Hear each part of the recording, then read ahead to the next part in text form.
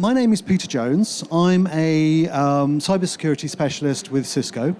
Worked in the industry for longer than I care to remember. Generally, I'm a CISSP and I'm an ethical hacker. So my view of the security world is primarily from a sort of management point of view. I try not to go too deep dive into the technology and the bits and pieces. But hopefully you'll find that interesting.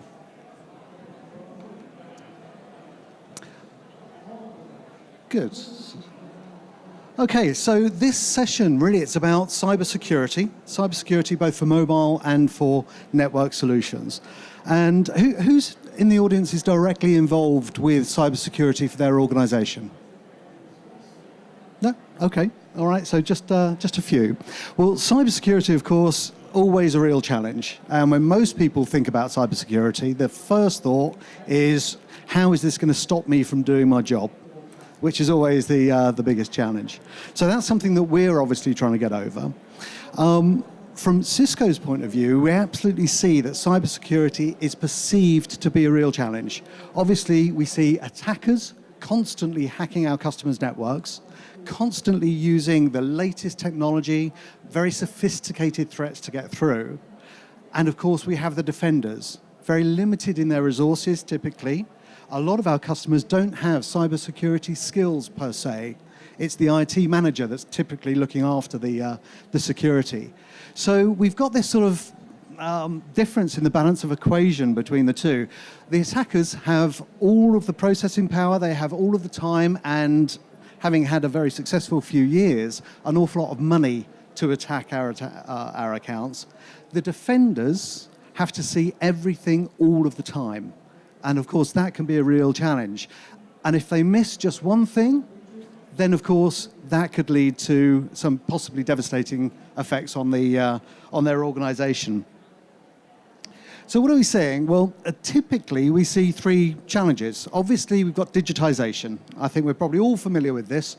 Digitization, we're talking about cloud services, mobility, of course, IoT.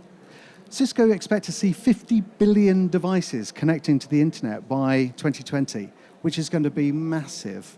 That's a $19 trillion opportunity for the industry, but something that, of course, increases the attack surface for our customers dramatically. Now, while our customers are dealing with these challenges of evolving their networks and introducing more productive ways of working, they're also, of course, being faced with a very active attack landscape as well. So these attackers are becoming very sophisticated in the way that they are attacking our networks, and they're able to evade detection an awful lot as well. So again, we'll take a look at that and see how these people are doing, actually evading detection of simple defenses. And of course, on top of that, then we've got a security marketplace that is absolutely vast. I went to RSA last year, and there were 650 security vendors at RSA. So you have plenty of choice. Obviously, all of these vendors are doing some really interesting things in their own niche. And those products are actually very, very effective in their niche. But they very rarely communicate with each other. They very rarely share threat intelligence. And that makes them quite challenging to deal with. So we see three main challenges. It's the changing business models, it's the dynamic threat landscape, and with us trying to deal with these two challenges, we've actually created the third challenge by ourselves. We've actually invested in some best-of-breed technologies, the best antivirus, the best next-gen firewall, the best IPS, and that's led to a level of complexity which makes it very, very difficult to manage a security architecture. So we know about complexity and fragmentation. We know a fair amount about changing business models. Let's take a look at this dynamic threat landscape and see how that's actually worked out. Now, I've done a classic here. You can't hear that. But I'm going to pass that to you. Please remember to turn off your mobile phones before the presentation. Now, Cisco actually published the annual cybersecurity report just last month. And this is a review of over 3,000 accounts around the world, their view of security and their security challenges. So I thought what I'll do is I'll just pick out the highlights of this, the things that I found most interesting, and one of the biggest challenges, of course, that our customers are seeing around the world. Now, in summary, we're generally seeing a massive uplift in the sophistication of the malware that is targeting our accounts. They're able to get through basic defenses. So if you have antivirus, if you have IPS, if you're using these elements, you've got to expect that at some point, malware is going to get past those devices. And of course, that's something that you need to deal with. Now, in addition to that, malware is evading detection. There are plenty of techniques now in order to, as I say, get past an antivirus solution. And we'll dig into a couple of those as we go along. And of course, the third one is that because we've developed a security architecture that is effectively built up with multiple security elements, getting through the gaps that are left between those elements becomes fairly straightforward. And again, we'll talk about that in just a second. So, encryption. Everyone's aware of encryption and what it does? Yep. Okay, it's a very, very good tool to enable productivity for your organization. So encryption allows us to have confidentiality within our data. So that means we can use it for internet banking, we can use it for internet shopping, we can use it for hiding malware and getting into your organization without being noticed. It can be, there's two sides to this coin. And what we've seen now is an increase in the use of encryption to hide malware, to get into your organization, and then, of course, do the deed. This is especially true when we talk about command and control callouts. Now, we obviously don't need to go too technical with this, but typically when you deliver a piece of malware into an organization, that malware wants to call out to some command and control site that will then maybe deliver a payload. And we're seeing that command and control call out being encrypted. And that's increased massively over the last couple of years. So now when we think about web proxy technologies and those other type of technologies, we can bypass those technologies to get out if you're not decrypting that web traffic. So again, that's a very easy way of delivering malware. This is quite interesting. Email is still the major, or actually the most prevalent form of attack for any organization. It may not be the sexiest, but it is actually the most prevalent form. I think we're seeing, well, certainly Office documents within an email account for about 38% of all malware attacks right now. So even though we're seeing Office document attacks decreasing by a level of about 55%, it's still the most prevalent way of issuing malware into an organization. So that's still something to consider. Second place to standard Office documents is archive documents at 37%. Now again, an archive document is a standard zip or RAW file that would contain additional files within it. And for most organizations, we typically just scan that first file that we see, and therefore we don't scan the files that were contained within a zip file. Again, very easy way of delivering malware and getting past any maybe email defenses. And of course, the last one, that's down at 14%, is PDF files. Again, very easy to actually include maybe a Word document within a PDF. Your defenses typically would just scan the PDF file and not look any deeper than that. So we need to think about how we're actually scanning these files, whether we're actually going deep enough to be able to detect this sort of evasive techniques. Now, again, quick question for the audience. Who's heard of Sandbox technology? Okay, all right, most of you, that's good. For those that didn't raise your hand, a sandbox is effectively a safe place to execute a file. So if a file comes into your organization, you can put it into a sandbox, we'll execute that file, and we'll see whether it contains any malicious code. Very good. Now, what we noticed over the last couple of years is that anyone that's been using a sandbox has been sitting there quite comfortable that they've got their defenses in place. What they didn't notice was that there was a small hole in their sandbox, and that is that when you typically put a file into a sandbox environment, it will open up that attachment, it will examine that file, and it will give it a reputation score. That's absolutely fine. What it doesn't do is then close down that file completely. It will release the file onto the network, and everyone moves on with their day job. What we saw last year was that because of this weakness in the sandbox technology, people were issuing malware that would actually deploy on close. So as soon as you closed the document, it would deploy the malware.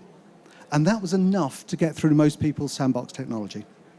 And again, it's quite interesting to see that as soon as these vulnerabilities are detected, the spike just increases dramatically. As soon as people recognize that there is a hole in a sandbox, then people jump on this and deploy malware and use this technique in order to get into your organization. That's the same is true for embedded documents in PDF. As soon as we saw that there was a weakness and you could embed a document within a PDF and basically skip over most people's security devices, then we saw a peak in the traffic of that particular attack, and that all happened at the end of 2017. So again, it's just interesting to see that when you deploy security throughout your organization, it's not just a set and forget technology. It's not something that you can just say, right, I've bought my IPS, I've bought my antivirus, now we're secure. These things are evolving all of the time, and as a result, you need to be on top of it all of the time. If you neglect your IPS, then the chances are, within a very short period of time, you'll be letting these sort of attacks through and onto your network. Now, again, a bit of a show of hands. Who's heard of Wannacry and Nuetnia?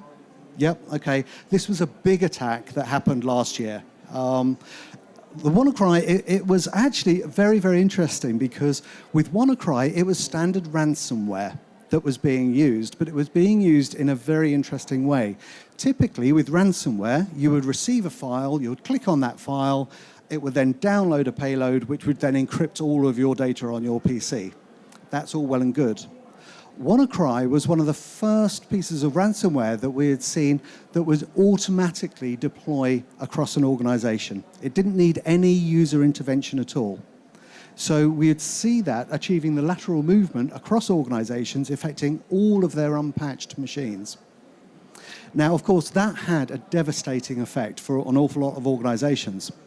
What's probably more interesting is that Wannacry, although it used some very sophisticated technology, the way it was compiled was actually very basic. And especially the end game, which is collecting the payment for the ransomware, was actually quite ineffective. The whole process was automated to deploy across as many networks as it could possibly touch, but the actual payment was manual. And therefore, they achieved very little in terms of return for that Wannacry attack. Now, a conclusion that we draw from this and from the information that we got from the Nuetnia attacks as well is that the chances are they're testing the network. So these are attacks that are just understanding how far they can reach, how far they can get, how quickly they can actually spread across either a particular country or a particular industry. Now they've got that information to hand, we expect to see a lot more of these attacks, possibly a lot more targeted than they were before. So again, ransomware is a challenge for everybody, but ransomware 2.0, this automatic deployment of ransomware, can really have a devastating impact, not just on a company, but on a nation as well. So do keep an eye on this. Expect to receive attacks in the future that will not only evade detection, but will automatically deploy throughout your organization. Now, how can you protect against that? Well, basic patching of the network is always a good idea, but also segmentation can be a bit challenging, but if you can segment your network, that definitely helps as well. And of course, we'll have other solutions that will be able to detect that sort of thing. Now, the last point that I want to raise for security and network security is IoT. This is Internet of Things.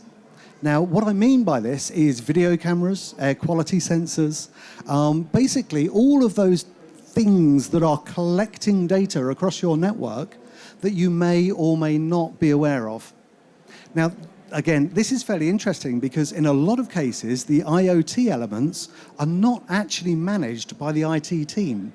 They're typically managed by the physical estates team. So therefore, they've been deployed. They don't have any security on them. They've very rarely been updated, if ever. And most of the time, these are not visible to the IT team. So they are absolutely the low-hanging fruit for an attacker to be able to take over those devices and then use them either against you as an organization or to use them to launch denial of service attacks against somebody else. And we saw last year the first 1 terabyte denial of service attack hitting the DNS service. I don't know, you may recall last year that just for a couple of days, Twitter and Netflix and Facebook just went down. That was a denial of service attack that was actually generated by about 20,000 video cameras. All launched, as I say, they hit over a 1 terabyte DDoS attack. Now we're seeing that organized crime units are able to take over more than 100,000 IoT devices in less than 24 hours. So again, this is escalating massively, and we need to be aware of these threats and able to protect against them. Now, I mentioned earlier about a lack of resource and the fact that most organizations actually are using their IT team as their security organization. Well, that's absolutely true, and I think most people would recognize that. But when you actually look at the statistics about how effective that is, it's a little bit scary. When we see the number of alerts that are actually reported to our 3,000 customers, about 44% of those alerts were not investigated at all. They were just pushed to one side. Out of the 56% that were investigated, about a third of those were actually legitimate attacks that could do some serious damage. Only about half of those legitimate attacks were actually actioned and remediated. So you can see that we're really missing a trick here. We're seeing thousands and thousands of attacks coming in, hitting our networks, but we only have the resources to be able to respond to really the bare minimum. And that means we're leaving our organizations exposed. I think the point of this message is that security, yes, it's about technology, but it's also about people and process. And there's no point in investing in vast amounts of money in tin to secure your network if you're not backing that up with the people and the processes that actually make all this effective. So, the title of the presentation, how can we change this equation? How can we turn this all around? I've given you all the bad news, so now let's think about some of the good news. What we want to do is change the advantage. At the moment, the attackers have that advantage. They have the time, the money, and the processing power to be able to deliver any attack they like. We have very limited resources. So what are we going to do to turn that around? Well, in Cisco's eyes, it's all about asking the right question. And the first question here is, are we secure? Now, I think most people know the answer to that. The answer is, no matter how much security you've bought in the last couple of years, you're not. Nobody is going to be 100% secure. So what do we need to do then is maybe ask a different question.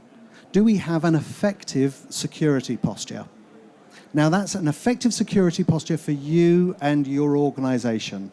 Again, slightly more challenging question to actually answer, but it gives you a starting point rather than trying to go for that nirvana of 100% security to actually understand what is required for your organization. So what do we mean when we say an effective security posture? Well, this is where really the world has changed in security. If we went back maybe, I'd say 4 or 5 years, it was all about stopping all of the malware from getting into the organization. So you'd use VPNs and firewalls and antivirus and a whole load of other security tools and try and build up the walls as high as you possibly can to stop that malware getting into the organization. Now, it's all about stopping as much as you possibly can, but accepting that at some point, malware is going to touch your network. So now, It's about detecting that network, or that malware, and then closing that time to detection and that ability to be able to respond. Now, right now, industry average to detect unknown malware on a network is somewhere between 100 and 200 days. I know, that's 6 months. This is why we say the attackers have time. They can effectively sit on your network for as long as they like, knowing they're not going to be detected, exfiltrating data or mining your data, doing whatever they want to do for weeks, if not months on end. What we need to do is now close this gap. So as soon as that malware hits the network, we pick it up, we detect it, and we give you the tools to be able to respond to that attack as quickly as possible. Industry average, about 100 to 200 days. Cisco, at the moment, we've brought this down to 3.5 hours. The intention, of course, is to bring it down into the minutes. Now, as soon as we bring it down into the minutes, we start changing that equation. Because what we're doing is we're actually reducing that window of opportunity for an attacker to do the damage that he's trying to achieve that lateral movement, to reach or to escalate the privileges, the admin privilege that he may have, to reach the PII information that perhaps is his target goal, or even to do just the destructive damage that he might be planning using things like ransomware. So that's really our goal. As I say, today we're at approximately 3.5 hours. We want to bring that down into minutes. And the way that we're doing that is by taking a twofold approach. Firstly, thinking about security across the entire architecture. So not only about mobile and network, but also bring in behavioral analytics as well. Think about the email security. Think about web security. Organizations may now be considering about cloud services, bringing those into the picture. How do you secure the cloud in the same way that you can your local area network? And how can you respond to a breach when perhaps half of your data is in the cloud and the other half is on site? VPN technology as well. Third parties coming into your organization, how can we protect them? Not only when they're VPNing into your organization, but what about when they're not VPNing into your organization, when they're off network?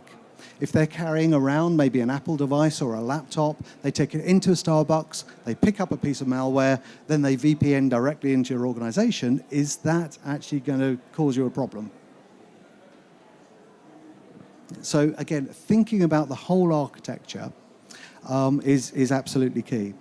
So having that portfolio in place, important, but having the integration between all of those elements so they're able to share threat intelligence between each point.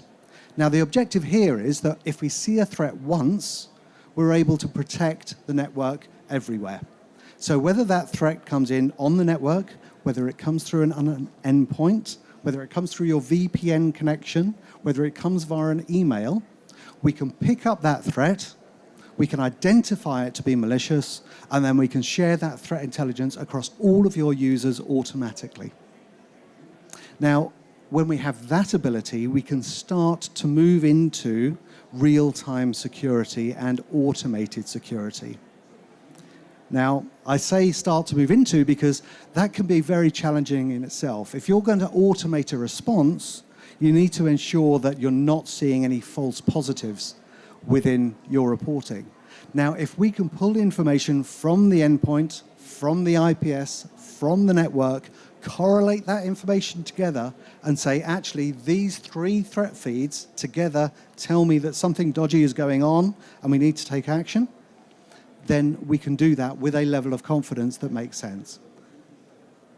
So again, we're just changing that process from just building the walls high and hoping nothing gets in, to accepting that at some point there will be a breach, but having the tools in place to be able to respond and react, not within days or weeks, but within hours and minutes, and make sure that we're able to protect the organization as best we possibly can. Now, it would be rude to have a presentation here today and not mention GDPR.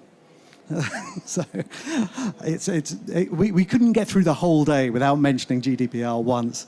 But of course, we're all aware of GDPR. We're all aware of the challenges that it brings. Now, with a breach, there is a regulation within GDPR that says we need to inform the regulator within 72 hours of that breach. So as soon as you identify a breach, being able to understand the extent of that breach and then report it accurately to the regulator is going to be very, very important. And you can imagine, when you hear of a breach coming in, the first questions that will be asked is, when did that breach first appear? Who let it into the organization? How many hosts has it touched? Did it get through to any PII information? What do I need to do to remediate the networking and get back to normal operations? These are really difficult questions to answer, and typically you require a third party to come in, and you need to spend an awful lot of money with those guys to try and find the answers to those questions. What we're planning to do, or what we have in place today, is a solution that will allow you to answer those questions as soon as the breach is detected. Now, if you've got those tools in place, you've got the power to be able to remediate and protect the network. So that was pretty much it. Hopefully, I didn't talk about too many products, but happy to answer any questions.